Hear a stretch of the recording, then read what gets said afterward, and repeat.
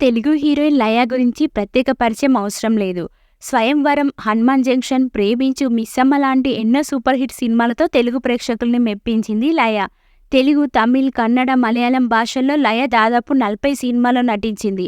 2006లో పెళ్లి చేసుకుని అమెరికా వెళ్లి సినిమాలకు దూరమైంది. మళ్లీ ఇన్నేళ్ల తర్వాత తెలుగు సినీ పరిశ్రమకు తిరిగొచ్చింది లయ.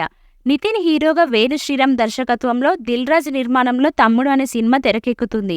ఈ సినిమాలో సప్తమి గౌడ, వర్ష బొల్లమ్మ హీరోయిన్స్గా నటిస్తుండగా లయ ఈ సినిమాతో తెలుగులో రీ ఎంట్రీ ఇస్తుంది.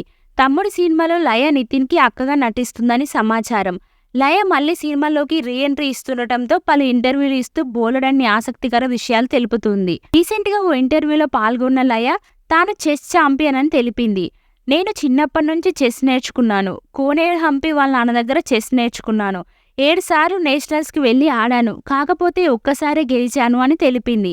ఇన్ని సినిమాల్లో హీరోయిన్గా నటించిన లయ నేషనల్ లెవెల్లో చెస్ ఆడిందా అని ఆశ్చర్యపోతున్నారు ఆమె అభిమానులు.